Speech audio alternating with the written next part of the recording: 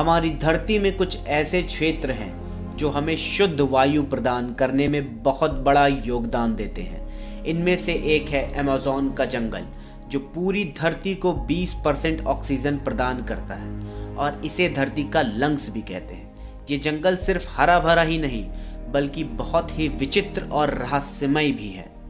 आज से करोड़ों साल पहले हुई एक तबाही ने जहां धरती पर से मासूम जीवों का सर्वनाश कर दिया था, तो वहीं दूसरी ओर उसी तबाही के कारण आज इंसानों के लिए सबसे बड़े वरदान के रूप में जो अमेज़न का जंगल खड़ा हुआ है, वो उसी तबाही की देन है। यूं तो आपने 450 करोड़ साल पहले के जीवन में धरती ने 5 बड़े बड़े मास एक्सटिंक्शन देखे हैं, जिनमें से सबसे पहला था ऑर्डोविसियन मास एक्सटेंशन, जो आज से तकरीबन 440 मिलियन साल पहले घटा था। उसके बाद आज से 374 मिलियन साल पहले हुआ था डेवोनियन मास एक्सटेंशन। उसी के 124 मिलियन साल बाद घटा धरती का तीसरा और अब तक के इतिहास का धरती का सबसे खतरनाक परमियन मास एक्सटेंशन। और चौथे नंबर पर उसके 50 मिलियन साल बाद हुआ जुरासिक मास एक्सटेंशन। लेकिन आज हम जिस मास एक्सटेंशन की बात करने वाले हैं वो हमारे इतिहास का सबसे प्रसिद्ध और जाना माना मास एक्सटेंशन है, और धरती का वही 5वां मास एक्सटेंशन था, क्रिटेशियस मास एक्सटेंशन। जी हाँ, बिल्कुल सही, ये वही मास एक्सटेंशन था जिसने डायनासोर की पूरी आबादी को कुछ दिनों में ही खत्म कर दिया था। लेकिन इसका असर सिर्फ चलने फिरने वाले प्राणियों पर ही नहीं देखा गया था, बल्कि वहाँ की वनस्पति पर भी देखा गया था। उस समय तो ये पेड़ पौधों के लिए बहुत ही खतरनाक था, लेकिन उसी की वजह से आज हम कुछ बेहतर सांस ले पा रहे हैं। बात है आज से 67 मिलियन साल पहले की।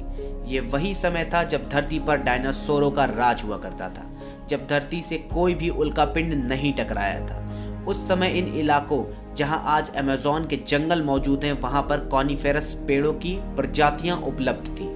जिन लोगों को ये नहीं पता कि कॉनिफेरस असल में क्या होते हैं, उन लोगों को मैं ये बता दूं कि ये पेड़ और पौधों की एक ऐसी प्रजाति होती है जो आम तौर पर लंबाई में तो बहुत ऊंचे होते हैं, पर उनका घनत्व बड़े ही न्यूनतम स्तर पर होता है। अगर और ज़्यादा गहराई में जाएं तो ये कॉनिफेरस जिम्नोस्पर्म की कैटेगरी में आते हैं। अब पुराने दौर में क्या था कि उस समय में अमेज़न वाली जगह में पेड़ों के पत्तों के द्वारा इतने घनत्व उत्पन्न नहीं किया जाता था जिससे सूर्य का प्रकाश सीधे ज़मीन के स्तर पर आए, और उससे ही इन जिम्नोस्पर्म को और अच्छा वातावरण मिल गया। अब बात करते हैं स्पेशियस इन्वायरमेंट। जिम्नोस्पर्म की ग्रोथ के लिए बहुत ही फेवरेबल होता था, जिसके कारण वो हमेशा घनत्व वाले पौधे यानी कि एंजियोस्पर्म को डोमिनेट करके रखते थे। ऊपर से डायनासोर्स की उपस्थिति में अगर कभी ऐसा मौका आया भी कि एंजियोस्पर्म को डोमिनेट करने का मौका उन्हें मिला हो, तो उन विशालकाय की उपस्थिति में ऐसा कभी संभव हो ही नहीं पाया, क्योंकि कारण साफ था। जब भी घनत्व वाले पेड़ पौधे ज़्यादा बढ़ने लगते थे तो अपनी भारी डाइट के कारण शाकाहारी डायनासोर्स उन घनत्व वाले पेड़ों को ही खाने लगते थे, जिनसे ना तो उन्हें कभी बढ़ने के लिए ज़रूरी वक्त मिला और ना ही वातावरण के लिए सही माहौल। ये सब धरती में एक ही पल में बदल गया जब धरती पर 12 किलोमीटर की चौड़ाई वाला एक उल्कापिंड गिरा। जैसे ही वह उल्कापिंड धरती की सतह से टकराया, मानो कि पूरी धरती पर एक रेडिएशन फैल गया।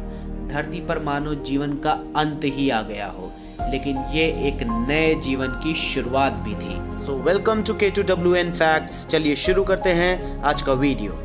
लेकिन उल्कापिंड के टकराव के बाद इस क्षेत्र का वनस्पति जीवन एकदम दुर्घटनाग्रस्त हो गया, जिससे वहां मौजूद आधे से ज़्यादा कॉनिफेरस तबाह हो गए थे और सब कुछ वापस से शुरू होने लगा था, क्योंकि इस बार घनी झाड़ियों को खाने वाले ना तो डायनासोर्स थे और ना ही वातावरण में पहले जैसी स्थितियां, जिसके कारण वातावरण पूर्ण निष्पर्श हो गया।